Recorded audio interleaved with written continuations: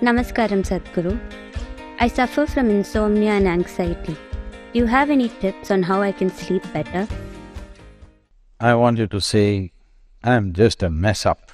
Don't give it so many scientific names to it. Just say, I'm just a mess up. Messed up my body or messed up my mind. One of these things. I want you to know, these are all self-created things. You create a problem and you carry the problem on your head like a jewel. If you bring yourself to a certain balance, if you bring yourself to a certain ease with life, when body needs rest, it will sleep. What is there a big deal about? You must sleep, you must sleep. There's no such thing. If you put in enough activity, it will eat, isn't it? Now, eating is a problem, sleeping is a problem. See, this is all become a big business, please understand. You must have problems to support the economy of the nation. That's one thing you're doing. The pharmaceutical industry, the medical industry, sickness industry is going on big time because everybody is carrying these things like they're some kind of crowns that they're wearing. You bring your system to a certain level of ease with involvement, nothing else. There's no treatment for this. This happened a few years ago. Now we've refined the name and now it's called Isha Rejuvenation Center. Okay. There was a time when we called it the yogic hospital. When it was a yogic hospital, when I was directly involved in it, a few doctors from United States came. They wanted to see the yogic hospital because they had seen the case histories, how people have recovered and everything. They came. After the third day in the ashram, people informed me at the ashram, Sadhguru, these doctors are very angry, they want to leave. I said, what happened? They're asking, where is the yogic hospital? Oh, then I got the point, okay. Then I met this group, said they were like this. Said, where is the hospital? So I said, your idea of a hospital is beds, people lying down on it, 10 people attending to them. That's not my idea of a hospital. I'll take you around, and I took them into the garden and into the fields and said, see, these are all patients who come for this ailment, that ailment, that ailment. I'm getting the best out of them. And you will see in 10-15 days, they will be doing fine. We have given them practices, they wake up at 4:30 in the morning, do 3 hours of sadhana, then do 2 hours of work, then eat one meal, then work, then eat. By the evening, they want to eat whatever is given to them. And night, they fall dead and wake up in the morning. And in 15-20 days, they're doing fine. Because there are some ailments which are infectious in nature. They come from outside. These are invasions from other organisms. We have to deal with it medically. Medicine is needed because something else has invaded our system. But over 70% of the ailments on the planet are self-created. Why would your body create an ailment for you? You're doing something wrong, isn't it? You're not able to sleep. What do you think is wrong? I want you to figure it, all of you. If you're not able to sleep, what do you think is wrong? One thing is maybe lack of physical activity, most probably that's a thing. Another thing is, your mind is in a mental diarrhea. Once it is going like this, what goes on, we have no control. Fear will happen, anxiety will happen, disturbances will happen, and your involvement with the world is gossipy. You're not involved as life. You're involved as a social person. So you cannot sleep because everybody is running through your mind. You just have to get this back to its natural orientation. Shambhavi Mahamudra is a simple process in that direction. If you need a stronger dose, we can do that. But this will be good enough, you will sleep well. But today you must walk home, however far it is. Okay?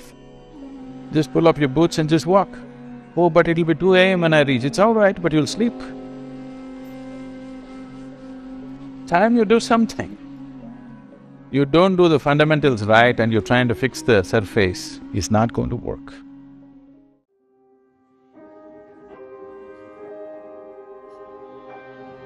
If I ask you What is sleep? Most of you will say that it's a period of time when our body recovers and repairs itself. You will say it's a period of rest which promotes physical and mental well-being. Right you are, but not completely. What you know about sleep is only the surface thing. It's just like the tip of the iceberg. And once you know its true nature, once you realize the profundity of sleep, you can then use it to know your divine conscious nature. Yes, sleep can easily reveal to you your true face, the face which is beyond this temporary physical form. Sleep can easily prove to you that you are not the body. Sleep can easily prove to you that you are not the mind. And how does it do it? This is what I'm going to talk about today. When you walk on the spiritual path, sometimes the doubt grips your mind regarding your true nature. Sometimes your mind gets filled with thoughts that deny your divinity and tell you that you're nothing but this body-mind complex. But if you look closely at your sleep experience, if you just pay a little attention to what really happens when you sleep, then no doubt regarding your divine conscious nature can touch your mind. Understanding the true significance of sleep, you will come to realize that you are the divine conscious being beyond this body-mind complex. So let's investigate what really happens in sleep. In sleep, what you consider as yourself disappears. The little you which considers himself or herself as the body-mind complex disappears. Right? You take yourself to be the body. You are firmly convinced right now that you are nothing but the body. So tell me, where is this body in sleep? You will say it rests on bed. Alright, I accept your argument that it rests on bed, but the point here is, do you know about it? Do you know that it's resting on bed? This is what the point is. No, you don't know about it at all. When your body rests on bed, you are probably in some other body in dream or without any body in deep dreamless sleep. You don't even miss this body, not even for a fraction of a second. Now this shows something about the real you. Why don't you miss the body? The reason is simple. It's because you are not the body. You are the divine conscious being expressing through this body. Now those of you who are still not convinced about this fact that you are the divine conscious being completely apart from this body-mind complex, I would like to draw your attention to one more solid point. Have you ever in your life experienced your own absence? Tell me, have you ever felt that you don't exist? If you ponder over these questions, a very, very deep insight will flood your whole being. You will realize that you have never experienced your absence ever.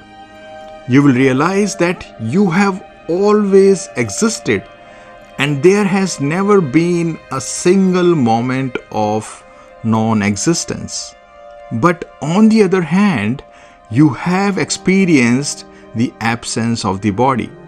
In fact, you experience the absence of your body every single night when you go to sleep. Now, this says something about your true nature. You can't be something which keeps appearing and disappearing, because your experience is of unbroken existence, which clearly proves that you are the existence absolute. You have never found yourself missing. You are always there. But the body, on the other hand, is found missing every time you go to sleep. So sleep experience says it all. It clearly tells you that you can't be the body. You are the divine conscious being expressing through this body.